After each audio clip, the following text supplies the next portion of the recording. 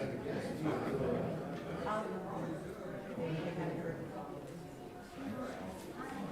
you can start it exactly at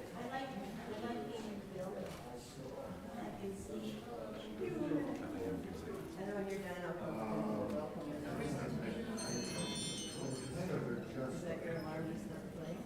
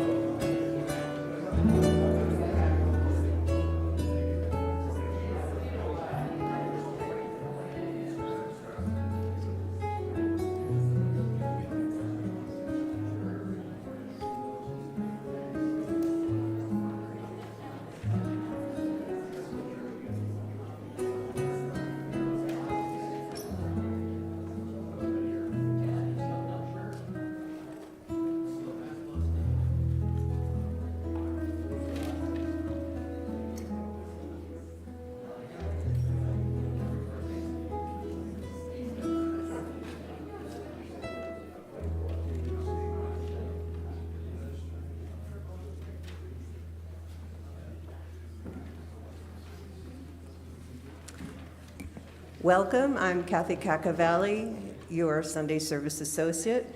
I want to welcome everyone to the Morristown Unitarian Fellowship, Unitarian Universalist Fellowship, where we covenant to weave the fabric of community from the strands of our separate lives. Whoever you are, wherever you are on life's journey, you are welcome here.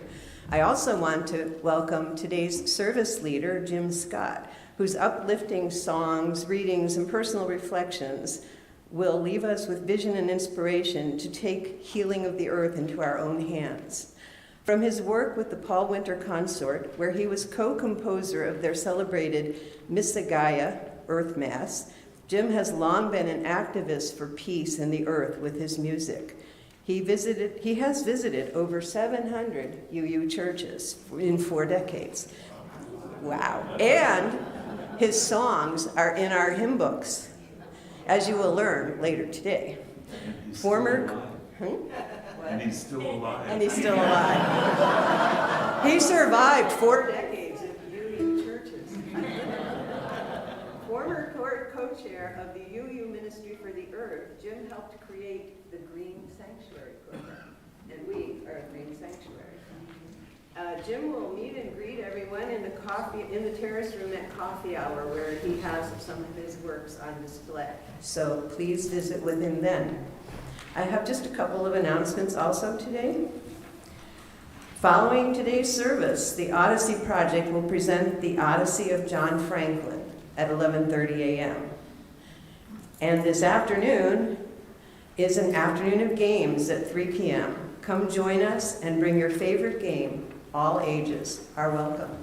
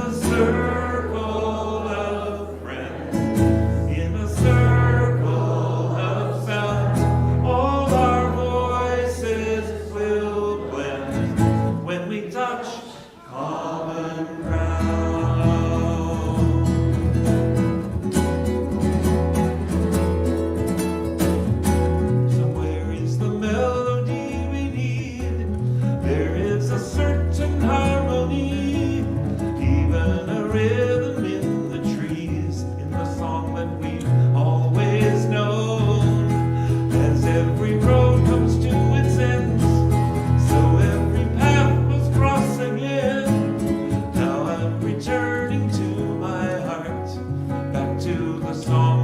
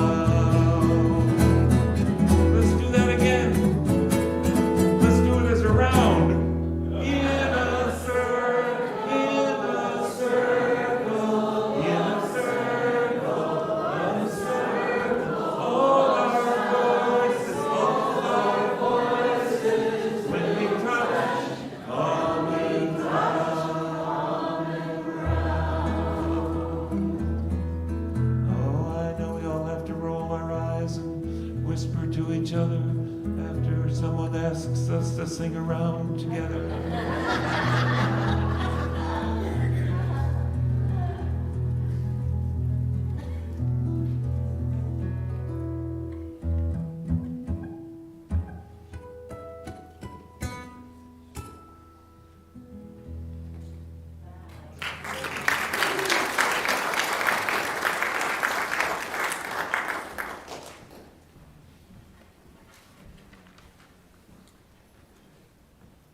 Kathleen will handle the sacred matches while I say these words. We light a chalice at the commencement of our spiritual gatherings. UUs do, sometimes even at business meetings or at camps and conference centers, and wherever you find Unitarian Universalists, you're likely to find a chalice or several. I know people who travel with chalices. I haven't quite ascended to that myself, but it is the symbol of our free faith, our free search for faith, we say, our free lack of faith, as some have put it, and it's symbolic of a great many things. On another Sunday, I can promise you it will have an entirely different connotation.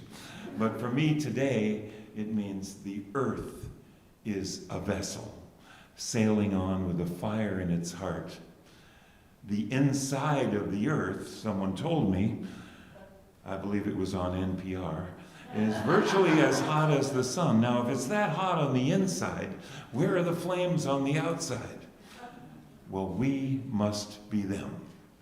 On this cooling planet, we are this energy force burning, oxidizing, green and blue and white when you see us from out in space, down here on the ground, fashioning from the earth a whole spectrum of color, providing this mysterious and mystical balance of peace and health and justice that we might call spirit. And I like this word spirit, as you'll see. That's not the right key, this is the right key. I have to admit, I forgot the strap for the guitar that I can stand up with when we would sing a hymn and I would stand up, so I'm going to have to stay sitting down. But I invite you to, may we stand as willing and able, and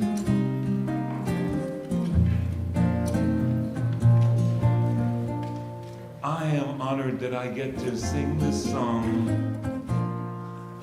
everywhere I go. I'm honored it got into our gray hymn book, and now I find I am number 347 at the General Assembly. Oh, Florence, look, this is number 347. So I'm honored. So I like to start halfway through and sing you the refrain, sort of a refrain, for an introduction. And that'll just be me and the people who weren't paying attention. Gather in peace. I was kidding. You can sing too. Gather in thanks.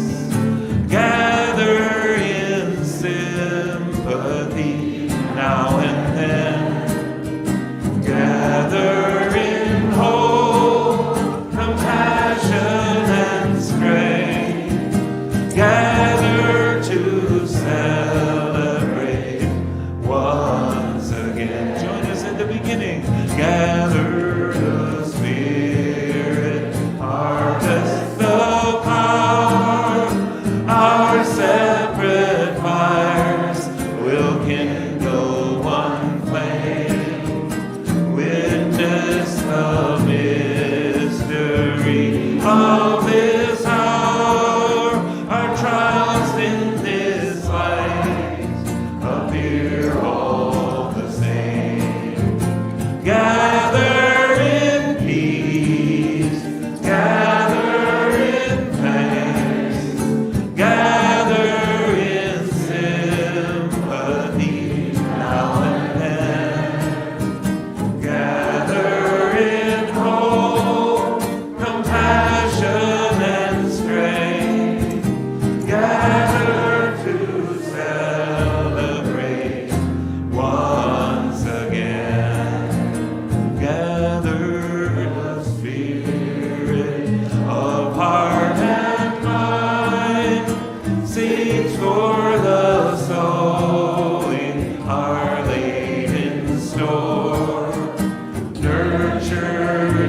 love and conscience refined, with body and spirit united once more. Gather in peace, gather in thanks, gather in sympathy now and then. Gather in hope, compassion and strength. Gather to celebrate once again. Gather the Spirit, growing in all, drawn by the moon and fed by the sun. Winter to spring and summer to fall, the chorus of life resounding as gather in peace, gather in thanks, gather in sympathy, sympathy now and then. Gather in hope, compassion and strength. Gather to celebrate once again.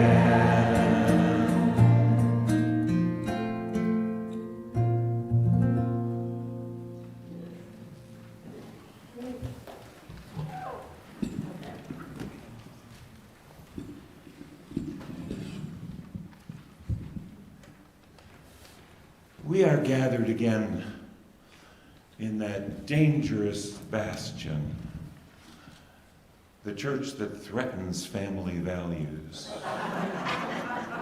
the church that wants to undermine the authority of the Father, the church that has half forgotten the Creator in its pagan worshiping of the creation, the church that those right-wing radio ministries have warned us about. This church of bleeding heart liberalism, some thinly veiled front for leftist politics, of homosexual propaganda. I like it here. The church that assures you won't be going to hell no matter what you do in this life. And the church that often leaves the first few pews open for the diversity we are sure is going to show up. We're open to it. The church of practicing witches, whose very assertion they don't believe in any devil confirms they must be accomplishing some of his work. And the church that sings carefully, not sure if there are any words we can totally subscribe to and not be questioning ourselves tomorrow or in the next worship committee meeting. The church that is not sure if there is anything that we can celebrate with that passion and abandon those other churches hold for Jesus the Savior, Son of God the Father. Although something lurks in us, we might be missing out on some of their fun. It is that search for ecstasy, enlightenment, and other things, including free coffee, which is often the only thing whose origins we don't question that brings us together. This is my church, and I'm a zealot. This is the church that says to everyone, you're not only welcome, but we need you. And your continuing, dynamic, and evolving culture. Diversity is a strength, a survival mechanism we believe in. We face the challenge of weighing new and ancient wisdom in our search for guidance in this life, as well as the continuing creation of our own mythology. It's not an easy job. And we come together in meetings like this to offer each other ourselves for sustenance. There was a great Universalist minister, mentor, used to say about this point, well, that's about all I had to say. But I'm not going to stop now. Yeah, so, okay, great. Now we're going to, I want to say, I said in there, Now, I have that more or less memorized, and I'm delighted. I've read it for some time, and I do have it memorized. And people have asked me, can we reprint it in the church newsletter or something like that? And I have it in the Book of Jim as well. But I just hold this piece of paper so you would know I thought about it ahead of time. I recall, I started in Norwell, Massachusetts, at the Universalist Church of Norwell, Massachusetts. The Unitarian Church was at the other end of Main Street, which is now the UU Church, and I'm afraid the little Universalist Church is fading away, devoured by a shopping center all around it now. But I recall leaving there. Did I say this right? I said in here, you won't be going to hell no matter what you do in this life. Well, see, I started as a Universalist, and that is one of those principles of Universalism. And I remember my dad saying to me, I think hell must have come up in a song or something as we were singing, I don't know, something about the fires of hell. I only vaguely remember that. I think I was around 6 years old. And my dad, who was taller than I am, with his deep voice, I had him for math in high school. He said, well, we Universalists don't believe that a loving God would sentence us to an eternity of hellfire and that stuff they were just talking about. Well, that was a liberating thing to find out when I was a kid. And that is the gift that we give to our kids, to question that bombardment of sort of common accepted knowledge that gets into movies and into just legend all around us all the time. And I grant them good hearts, sort of. There are people that believe that we should be a Christian country, and there's something good about that apparently, and or that we used to be a Christian country. I like that. We used to be a Christian country. Do we know anything about what happened here 500 years ago? So, what I wanted to say there was, we're doing important work here, and we kid about it, and I joke about it, because I think we can make fun of ourselves, but this is serious business. We got these 7 principles, now 8, and now maybe we'll, through our higher conscious evolution, we're going to get rid of the principles and say it another way. Who knows? That's the way we work here. Democracy being one of our principles, that being a little antithetical to most churches right there. We come from the ground up, and that's what I love about this. I recalled as I came in this morning, the very first time I was here was early 80s. I think the Gray Hymn Book might have come out, but I wasn't here to do the service. I played with Nancy Rumble, oboist, in the winter concert. We opened for Ram Dass playing here, and I thought, what a lovely house you got here. What a beautiful house. And your grounds and everything are so wonderful here. Thank you for having me. And I learned from all of you. You know, things will happen, and it'll be good for another song. I'm warning you.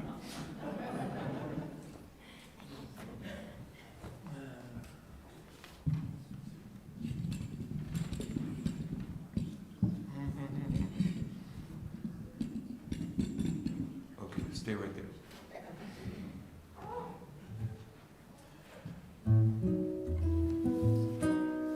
Even when I don't see anybody under 21 in front of me, I like, hello, hello, hello.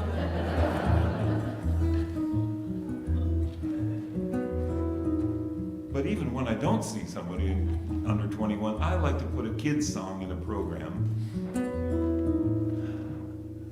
A song for all ages. I wrote this song with a 2nd grade class.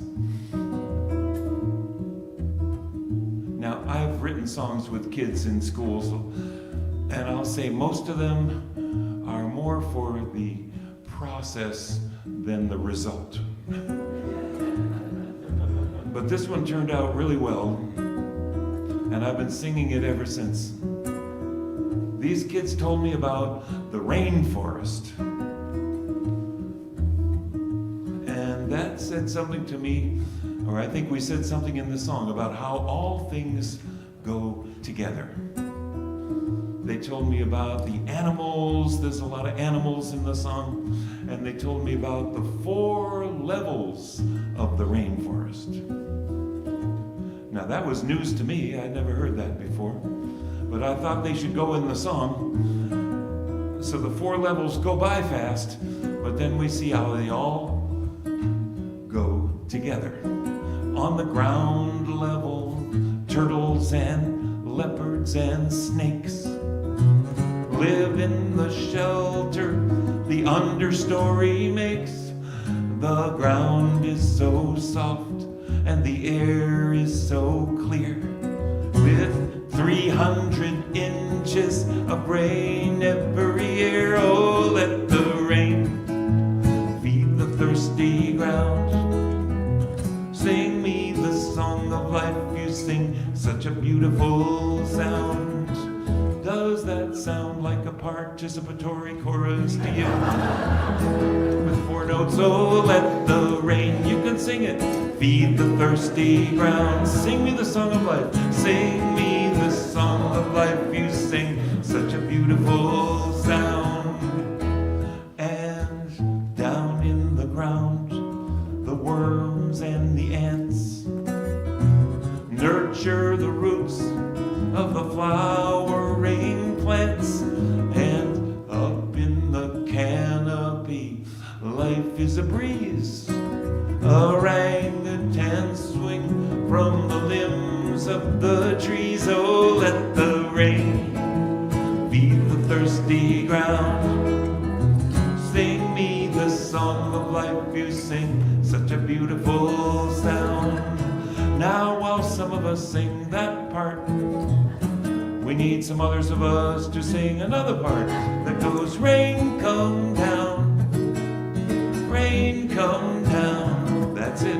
Rain come down. If you got a higher voice, rain come down. Oh, let the rain come down. Feed the thirsty ground. Sing me the song of life you sing, such a beautiful sound. And the 3rd verse is, high up above, where the toucans fly, emergent treetops reach into the sky. There's more kinds of plants than anyone knows.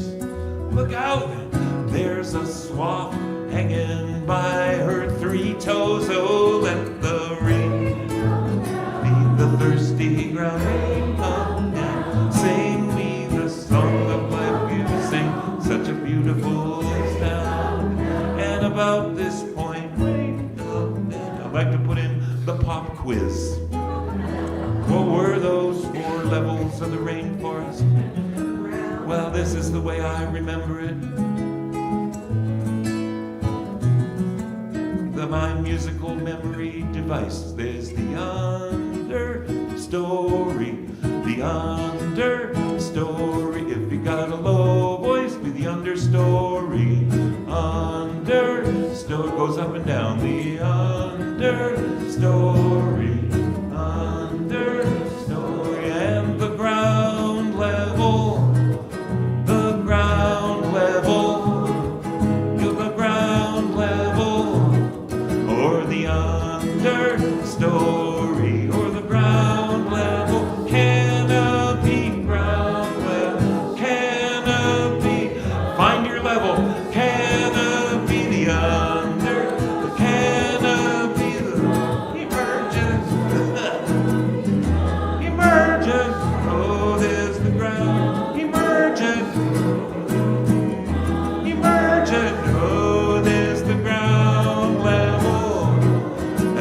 And the chorus, oh, let the rain come down, feed the thirsty ground.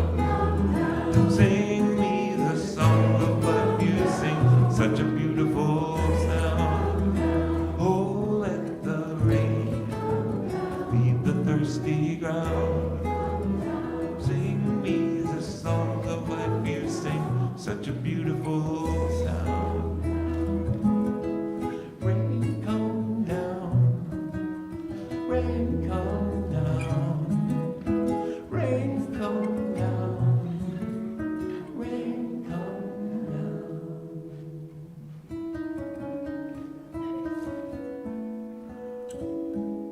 Now what that shows me is that all the stuff that's going on all around us, up in the air, down in the ground, down in the water, all around us, are all these things working together to keep us going.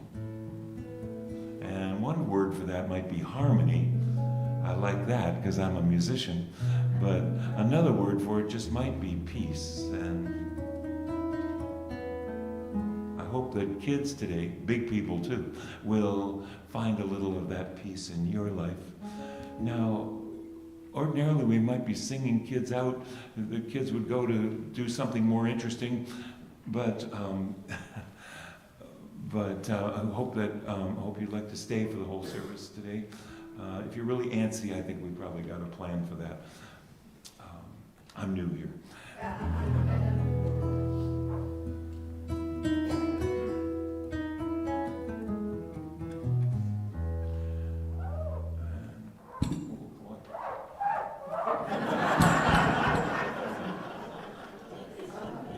It's the chair, it's not.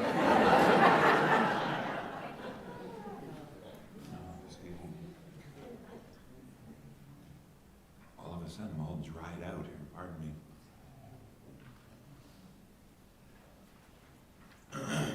It's important when you have a glass of water not to think, people are waiting, and try to drink it real fast. Because it'll be coming out your nose in the next song. We won't do that.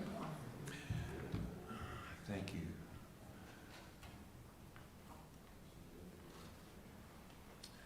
It's one of my favorite things to do in churches until we get so big that we don't do this anymore. That we celebrate our stories, our life passages, our milestones, our joys and concerns. And I like to do it with a little song. I'm going to just sing you the refrain. I hope so. I'm going to sing you the refrain, and maybe you can pick it up. With every story told, our friendship becomes art. Each passage of life is a gateway to the heart.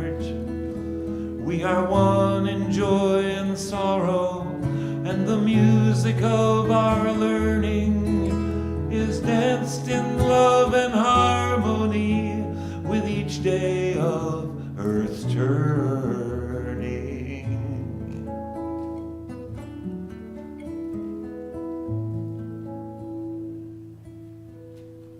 And I don't have my glasses. Perhaps they're written on this dark red thing. Okay.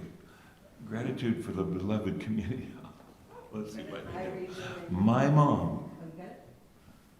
Grateful for my mom, Kale, says, for buying me toys. Yeah. Maybe you should do this. Everybody hear me? Yes. Kale also says,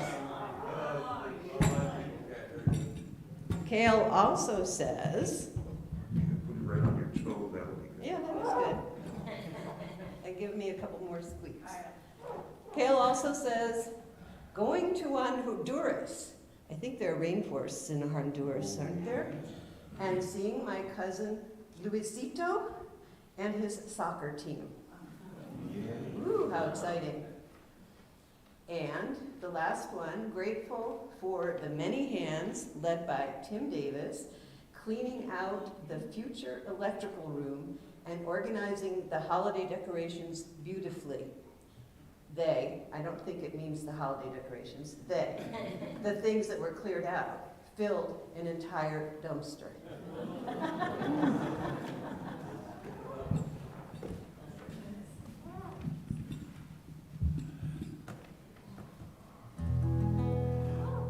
all the joys and concerns, milestones, rites of passage that we hold in our minds and hearts that remain unspoken. Let's sing that refrain once more. I'll lead you right into it. With every story told, our friendship becomes art. Our friendship becomes art. Each passage of life is a gateway to the heart, is a gateway to the heart. We are one in joy and sorrow. We are one in joy and sorrow, and the music of our learning, and the music of our learning is danced in love and harmony, is danced in love and harmony with each day of Earth's turning, with each day of Earth's turning.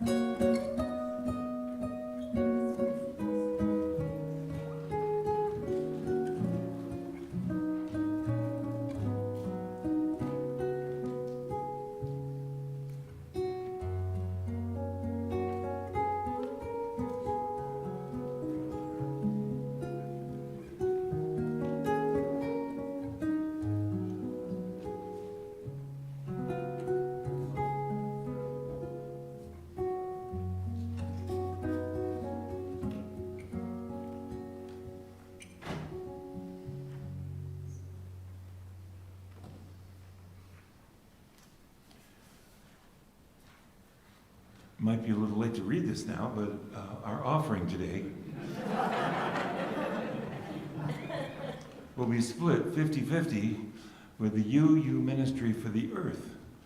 Well, I was part of, I'm honored and validated. I guess I was part of 6 people sitting around a table at a General Assembly back in the 90s that became the 7th Principle Project, which took a lot of explanation. The Unitarian Universalist 7th Principle Project, which has now elusively changed its name to the UU Ministry for the Earth and created the Green Sanctuary Program, which has all been kicked upstairs now. It is institutionalized. As I said before, we start with grassroots and then we institutionalize as we go. UU Ministry for the Earth is a seedbed for spiritual grounding and education. It inspires deep practices of earth care, justice, and flourishing for all. So you can donate for those online. I guess you can donate via text to give number 73256. Did everybody write that down? 73256. Jim, it's behind you. It's written right in big letters right behind me. Okay. And the keyword MUUF, followed by the dollar amount. You can give online at muuf.org/give anytime you like. You can select Sunday offering for this.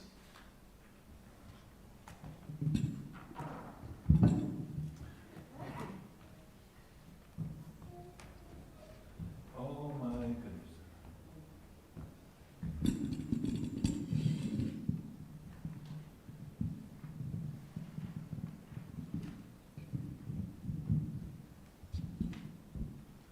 I could go over there or I could stand here.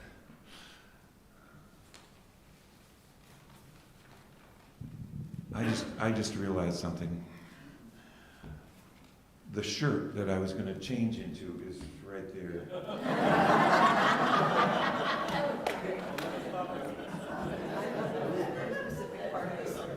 In case you thought it was the beginning of the clothing drive, I'm going to take it home with me. I wrote a poem. It's a bit of a rant. After a conversation with a great friend, a couple decades ago, she was my manager, and we continue to be great friends. She is very Christian and speaks of God and speaks of things that I think many of us might take as poetic and maybe nice imagery. She takes it for real. And remember a couple of years ago, we got news that these two black holes had collided in space, and it explains something about Einstein's theories, which we won't go into that part. But I was just contemplating something about that, and then here my friend Roseanne, if I can say her name, said something about God and just people, like God and I found myself saying, is God just for people? Is that it? And when I was, I didn't have the words to say, God for just the people right here, and she said, oh no, for everything, really. Well, I saw on Facebook, someone said, oh, I'm so sorry, your faithful dog of so many years, your dog died, and it's very sad, we're sad, but I'm sure he's up in heaven happily chasing squirrels. Heaven's not so good for squirrels, I guess. So I just went on with that. You mean just this little planet, or like the whole solar system, the whole universe? God, God, because we think there's probably life out there somewhere. And oh yes, everywhere. Really? Here's my poem. O God of the two black holes that collided 2 billion years ago, but we just felt it now because it was so far away. God of the 275 million or so stars that will be born on this Earth day and again tomorrow. And God of this little star with 8 or 9 planets, depending on who's counting. And God of this little planet, are you the same God? God of the elements, water, fire, air, and earth, and of viruses, and bacteria, and DNA, and of photosynthesis, and contagion, and immunity, of growth and struggle, of suffering and surviving, of crimes and mistakes, of wounds and of healing. God of evolution, diversity, nature, and lately humanity, of ideals and passion, of greed and dominance, of civilization, agriculture, industry, fossil fuels, and plastic. God of science and nonsense. God of truth and lies. God of war and oppression, enslavement, genocide, the refugees, the dispossessed, the lost, the broken. God of hate and anger, and hiding right behind them, fear. And God of amends and compassion and cooperation. Now this is important, of cooperation. God of memory, of stories and lessons, of art and expression, of sharing and understanding, of love. Was love involved back there with the 2 black holes?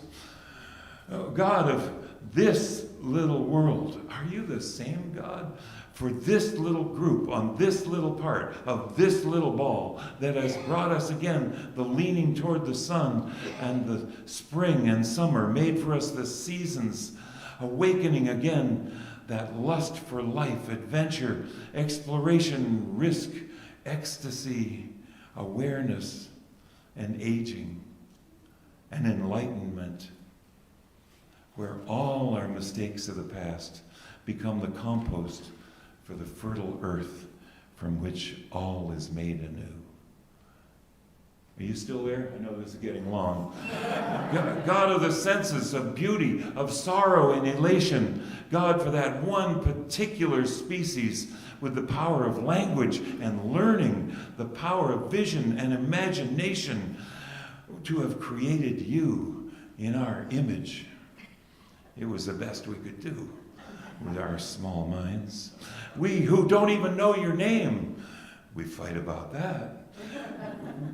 We who in the last flash of time have come to some little perspective on the whole thing, we're working on it.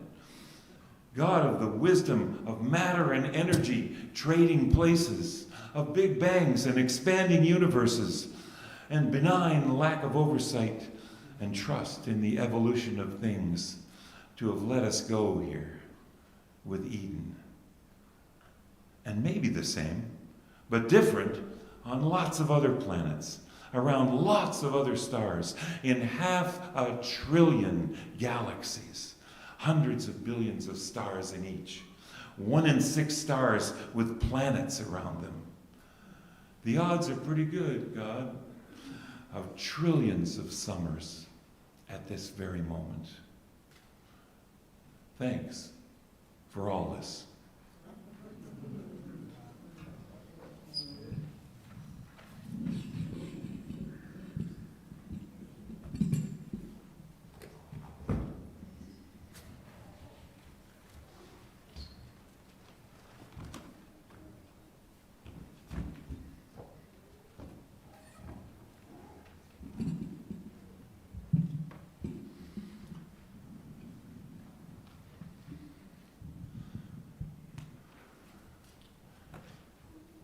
This song I'm honored is, it was part of a musical that I wrote some time ago about saving the forest, but I'm honored. This song is in our Teal Singing the Journey hymn book, or her book, or however we do it here. But don't look it up right now and discuss my age. Let me just sing the song to you today.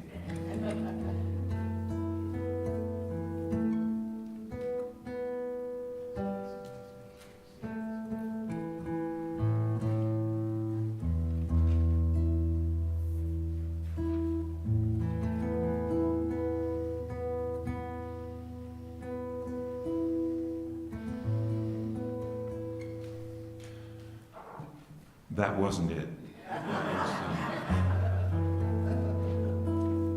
That was a little ritual of attunement we do before we start.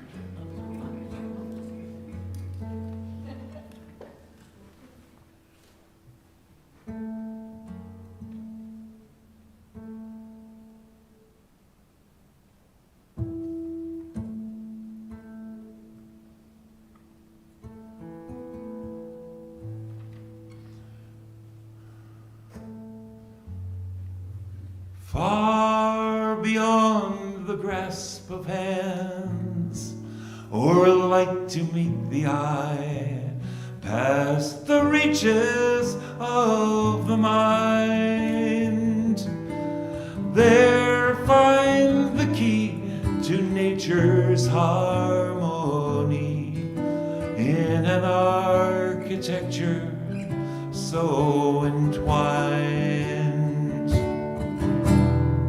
Like the birds whose patterns grace the sky and carry all who join in love, expanding the message of peace will rise in flight, taking the weight of the world upon its wings. In the oneness of everything, peace is in the dance of trees who stir before the first breath of wind is yet perceived. Trust song, becoming one with the dance, and all mysteries can be believed.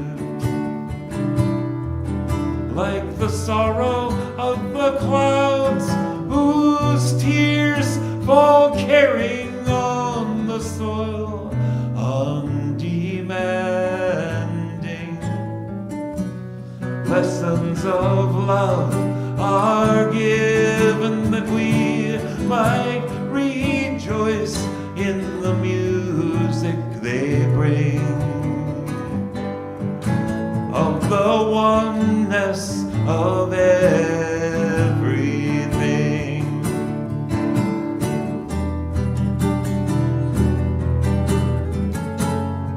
From chords that sound of molecules spinning billions to a cell, the call resounds afar to the sun who warms the dancing earth and whose song holds it close on the journey of a star. Songs of lives long past that touch our own are written in the earth, forever giving, and now to maintain the harmony gives to us all lives worth living, for the oneness of everything.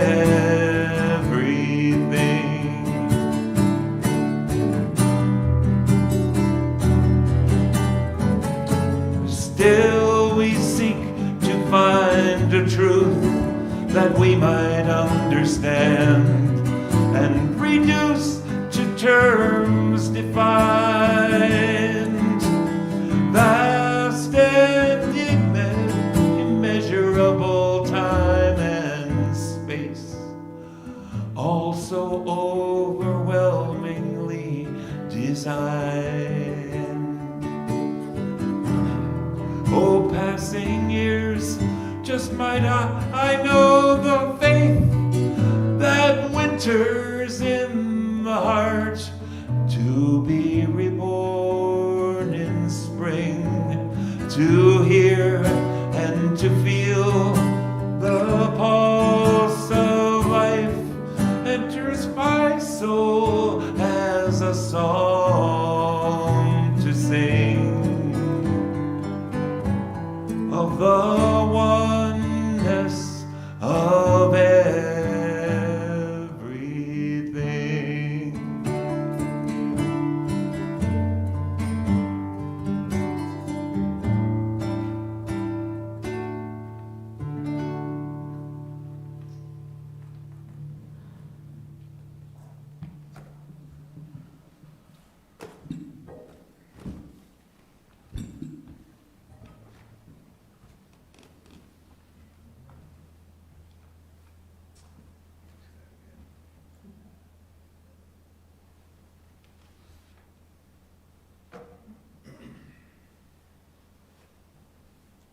Two glasses might not have been an exaggeration.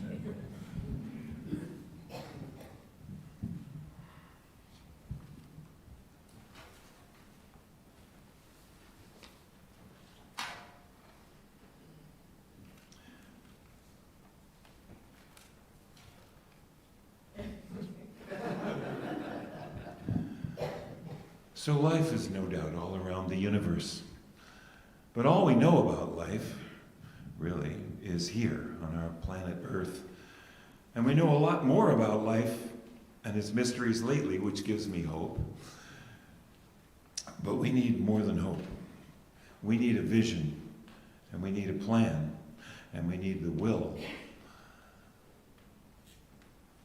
With the Paul Winter Consort, I wrote a big piece of music that's called the Missa Gaia Earth Mass. Missa is Latin and Gaia is Greek, but who knew that? It sounded good. We wrote So we were artists in residence at the Cathedral of St. John in New York, and Paul Winter still does do regular things there by Columbia University. Which being artists in residence meant we played an occasional concert, but the dean of the cathedral, James Morton, said, well, when are you going to do something for Sunday morning? Oh, well, that's different. Paul Winter said, well, I've never been to a mass. This is an Anglican church, they do masses with this ancient text and all. And I learned about that in music history class because, symphonies, concertos, and masses are big works of music that you learn about the proper and all of that stuff. So we made this piece, but Paul said, well, if it's, can we include the kind of things that we talk about all the time and sing about, about the earth, and oh yes, that's what, we'd want you to do. So, and could we include more earth-based religion kind of stuff in indigenous people or even the calls of animals is part of it. There's a wolf howl. It's a recording that becomes the melody of the Kyrie, and there's a whale call that becomes the Sanctus melody. So interspecies composition. And we titled it after a book that Paul had been handing around. He said, you got to read this book. And I just had devoured James Lovelock's book, his Gaia hypothesis. He's a scientist. He says hypothesis. Most of us take it as more than a hypothesis, I think. His premise is the earth is one living thing, one body of life, and we're all a part of that one body. Now, believe it or not, 4 decades ago, that was debated by scientists, the semantics, they like to argue the semantics of these things. Are you anthropomorphizing the earth and so on, making it a cute little being with a brain in the Arctic and a spleen somewhere, and like that. But you're probably waiting to see if I'm going to knock that over. But I like this idea. We're all part of this one thing.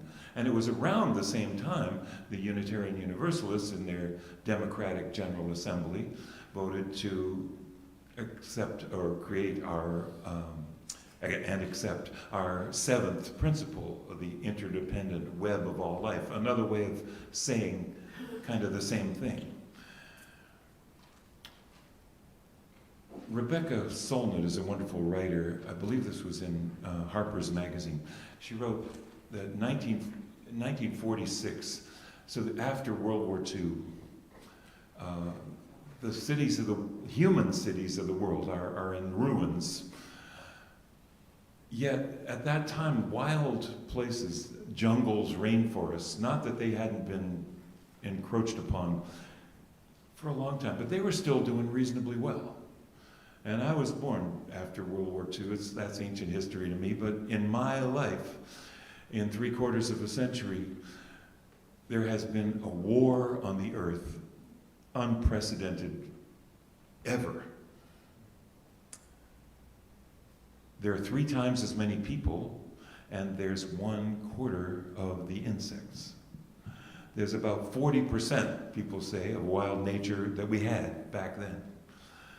You'd think we would value our survival enough to invest in it. One lesson lately, the current pandemic, really changed a lot of our thinking, I hope, that we have found that we can respond as one world to a problem. Not that it was equal, not that it was even just in many ways, but we handled this problem as one planet. Perhaps we could do that. The Great Pacific Garbage Patch, it's called, garbage being a rather misleading term for plastic floating in the ocean, was originally described as bigger than Texas. Uh-oh, it's bigger than India now. Oh wait, there's another one as big as Texas. Plastic decays. I remember hearing once at an environmental meeting that was at the Tulsa Unitarian Universalist Church. These two well-fed guys came and told us that plastic was good because it didn't break down in landfills, and they were trying to sell us recycled plastic. Well, recycled plastic, I won't go into all of that, is a polluting process too. And it doesn't break down in landfills. It does break down in landfills. Plastic decays into microscopic tiny shreds, and they're in the ocean everywhere. They are more like a cloud. Plastic is now forming into rock. Volcanic eruptions under the ocean, or maybe a campfire, will bond plastic into rock. There's a term, plastiglomerate now. And millions of years from now, perhaps whoever it is that's looking will find plastic rocks like we're finding fossils.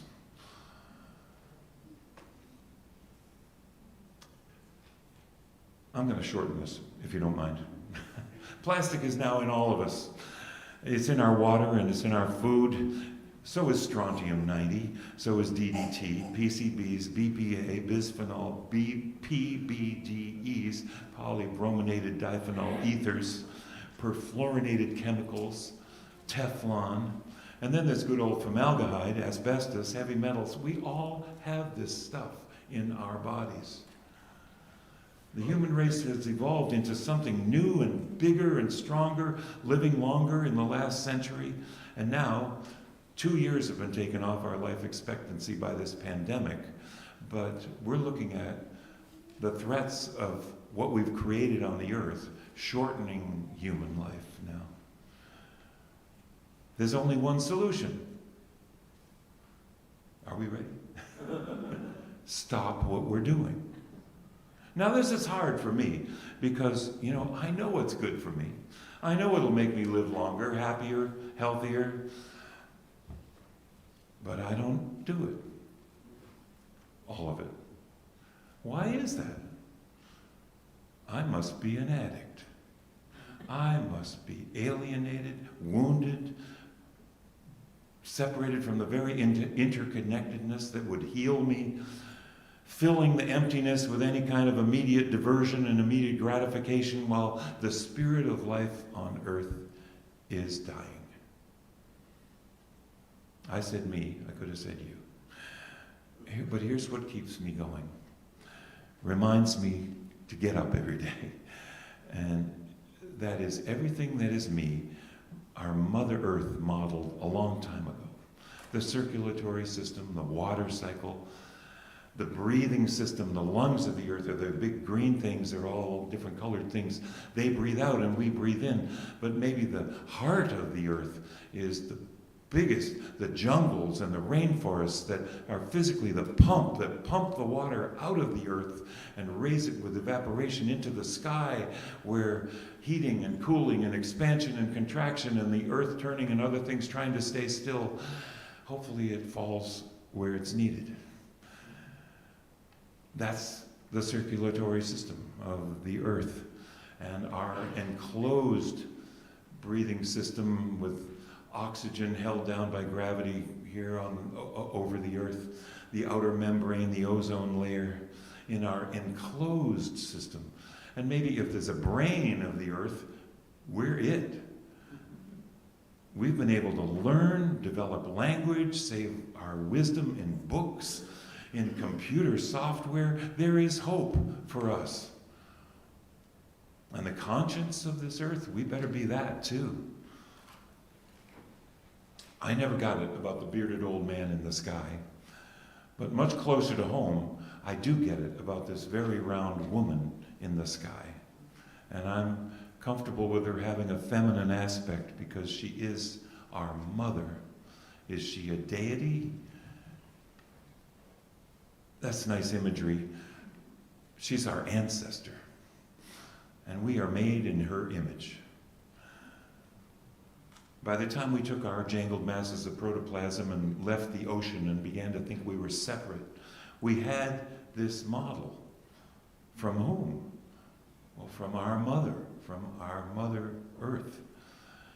We are made of her, and we are constantly changing places with her. What I've drunk in the last few weeks is my eyes. What I've eaten and drunk in the last few months is my skin.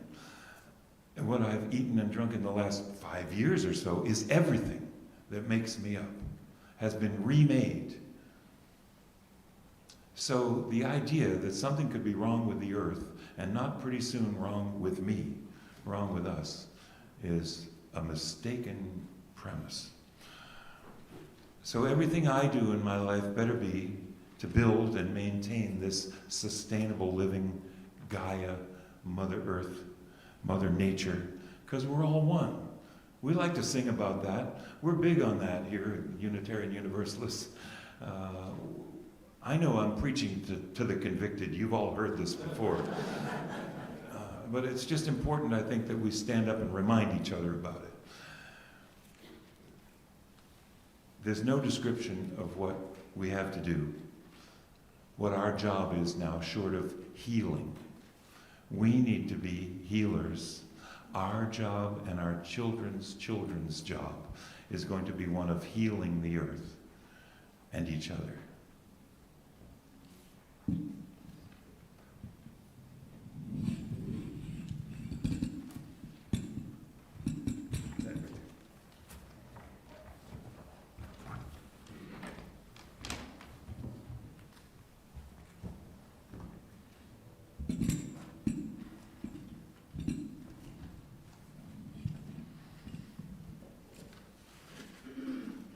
Got the little piece of paper that says what's supposed to happen.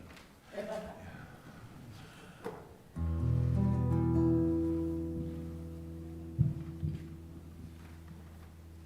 I ponder every time I'm doing stuff like this, what could I do that's really going to make us change? What could I say that in fact will make me go home and change? Because there's little time for the change. I'd like to share with you that I'm honored, delighted, humbled that I got an NEA grant to make a big piece of music that is going to be a big multimedia thing with a big screen. We're going to project beautiful images. I'm already rehearsing part of it myself, but I got a grant to put this on with band and chorus and in Worcester, Massachusetts, where I live. I'm calling it The Year to Save the Earth. And I want to take it everywhere. So I'm just going to put it out there that I hope to come back and visit you, and maybe we can do it this coming year.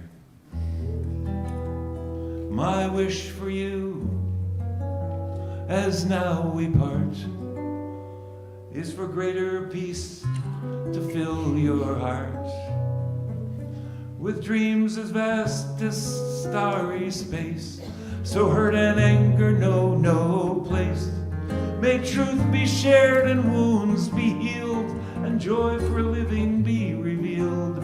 Through every fate and circumstance, may hope lead weary steps to dance. And may your life be as a song, resounding with the dawn, to sing awake the light, then softly serenade the stars, ever dancing circles in the night. That refrain I'm hoping you can help me with. I will try to put it across to you, but you can find it. It's number 1059 in the Teal hymn book.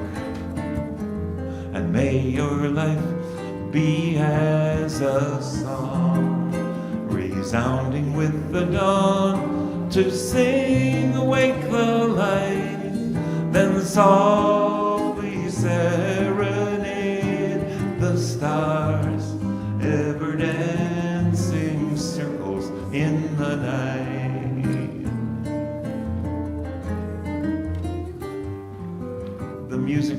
educated among us will know I'm syncopating it a bit more than what's written in the book. Just humor me. May fears be turned with keen insight to wisdom for what's just and right. Where sorrow grows, compassion strong, and pains will pass before too long. May the bounds of our diversity serve a richer harmony.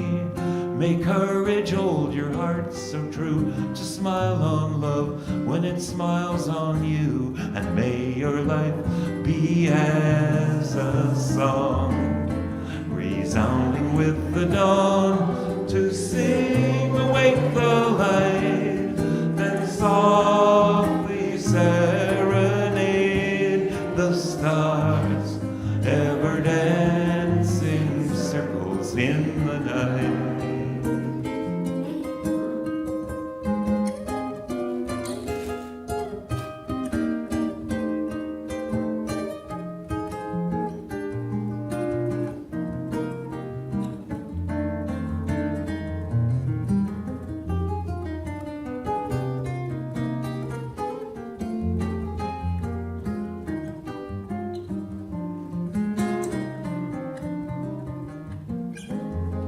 This turns out to be a 4-part round. Ha ha ha. But I know we can do it in at least 2 parts. If you'll self-select, you know who you are. If you can do the second part, I'll show you where it starts. And if you're unsure, stick with me. Then again, if you're more adventurous or lost, be part 3 or part 4.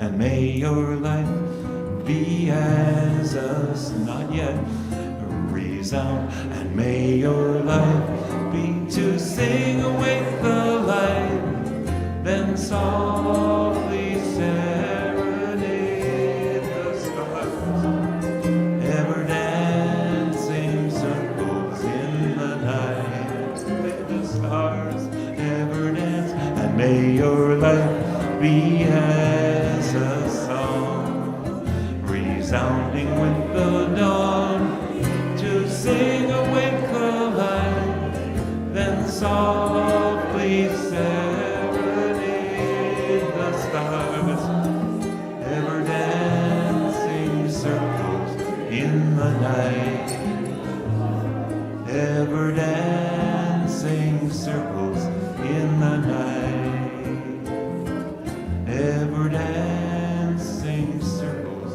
in the night, ever dancing circles in the night.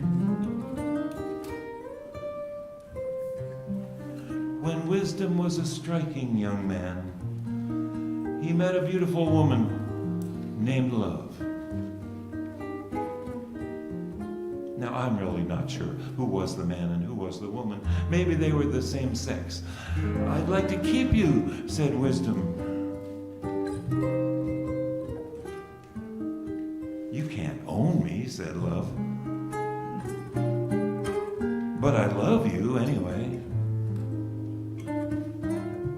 What would it cost to know you'd always be there? Asked Wisdom. Don't ask such questions, said Love. Just look at the stars. Why? Wisdom wondered. Are they telling us something?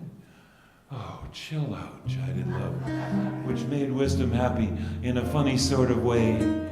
And so it was that Wisdom fell in love with Love, and thus became truly wise.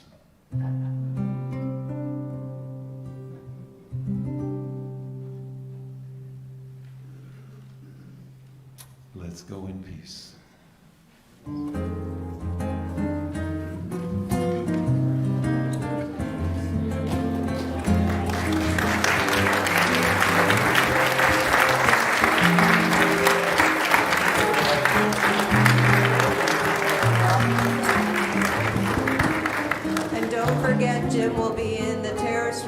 coffee hour, chat with you.